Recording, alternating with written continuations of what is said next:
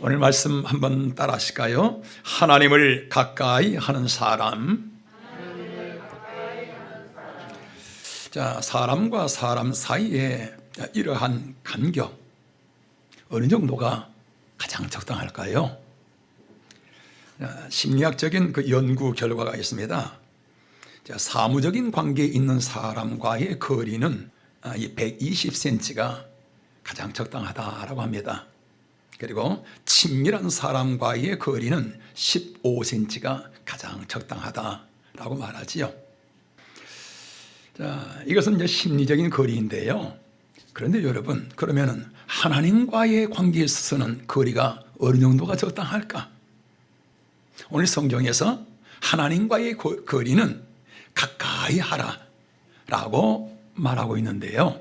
가까이, 여러분 이건 추상명사입니다. 어느 정도 하는 것이 하나님과의 가까이 하는 거리일까? 알 수가 없잖아요. 막연한 거리지요. 그래서 원어 성경을 찾아보니까 그 헬라어에 엥기조라는 그러한 단어가 나오고 있습니다. 이게 무슨 뜻이냐면요, 틈이 생기지 않도록 꼭 붙들다, 또 온 힘을 다해 붙잡다 라는 뜻이 엥기조, 하나님을 가까이 하라라는 그러한 뜻이지요. 그러니까 하나님과의 거리는 사무적인 거리나 또 친한 사람과의 이 거리, 그런 정도의 틈이 있어서는 안 되고 아예 빈틈이 없도록 하나님을 꼭 붙들고 하나님과 온전히 하나 되어지는, 이것이 바로 하나님을 가까이 하라, 엥기조라는 그런 말이지요. 왜 그럴까요? 여러분, 사람이 사람답게 사는 길, 사람이 복되게 사는 길, 바르게 사는 길, 그게 뭐지요? 그게 바로 하나님을 가까이 하는 것입니다. 하나님과 틈이 없이 하나님을 붙들고 살아가는 길, 이것이 바로 바른 길, 복된 길, 생명의 길이라고 말이지요. 반대로 하나님과 틈이 생깁니다. 하나님과 멀어집니다. 그러면은 삶다운 삶, 그러한 복된 삶이 되어지지를 않는다는 말이지요. 자, 오늘 성경에 보면은 하나님을 가까이 하라, 그리하면 너희를 가까이 하시리라. 이 가까이라는 말이 두 번이 나옵니다. 하나님을 가까이 하라, 이 말이 뜻이 뭐라고요? 엥기조라 그랬잖아요. 온 힘을 다해서 하나님을 붙드는 것입니다. 여러분, 아니 사람이 어떻게 전능자, 창조주 그분을 붙들 수 있습니까? 그런데 우리가 하나님을 붙들면은 그 다음에 엥기조, 두 번째 엥기조는 뭐지요? 하나님이 우리를 붙들어 주시는 거예요. 하나님의 손, 전능하신 손, 강한 손, 사랑의 손, 그 손으로 우리가 하나님께 손을 내밀면은 그분이 우리를 붙들어 주신다고 말이에요. 그러면은 하나님을 어떻게 우리가 가까이 할 수 있지요? 오늘 성경에서 말씀합니다. 오늘 3절 말씀 우리 다 같이 한번 읽어보시겠습니다. 구하여도 받지 못함은 정욕으로 쓰려고 잘못 구하기 때문이라. 아멘. 자, 여러분, 구하여도 받지 못하는 기도가 있다는 얘기지요. 모든 기도를 하나님이 다 받으신 것이 아니라는 것입니다. 여러분, 성경에 에녹이랄지 노아랄지 아브라함이랄지 그 모든 사람들의 예배에는 항상 어떤 이 말이 들어가는가요? 자신을 위해서가 아니라 하나님을 위하여서 예배하고 기도합니다. 우리 성경 한번 보실까요? 창세기 8장 또 13장, 열왕기상 9장. 자, 보시면요, 노아가 누구를 위하여서? 여호와를 위하여 단을 쌓고, 창세기 23장 아브라함이 거기서 여호와를 위하여 단을 쌓았더라. 솔로몬도 열왕기상 시작. 솔로몬이 여호와를 위하여 쌓은 단 위에 해마다 3번씩 번제와 감사 제를 드리고. 아멘. 믿음의 선진들은 예배를 드리는데 자신을 위해서 예배하는 것이 아닙니다. 하나님을 위하여 예배하는 것입니다. 하나님을 위하여 기도하는 것입니다. 주님의 나라를 위하여 기도하는 것입니다. 여러분, 이 기도 하나님이 얼마나 기뻐하시는지요. 이 기도는 하나님 앞에 향기로운 연기가 되어지는 것입니다. 우리의 기도가 하나님 앞에 향연이 되어져서 하나님 앞에 쭉 올라갈 때 하나님께서 그 향기로운 연기, 그 기도의 향기를 받으시고 좋다, 좋다, 하나님의 그 향연을 받으시고서 그리고서 천사들에게 하나님께서 응답을 보내시는 거예요. 그러면 천사는 그 응답을 갖고서 메신저잖아요. 그 응답을 갖고서 비와서 응답을 전해줍니다. 그 응답이 뭐지요? 하나님의 기쁨입니다. 기도할 때 하나님의 평안이 임하는 것입니다. 새 힘이 임하는 것입니다. 기도할 때 내 심령이 맑아지는 것입니다. 기도함으로 말미암아 하나님께서 때로는 꿈을 통해서 때로는 환상을 통해서 하나님이 보여주십니다. 막힌 것이 열려지는 것입니다. 이것이 바로 하나님의 응답인 것입니다. 어떤 기도?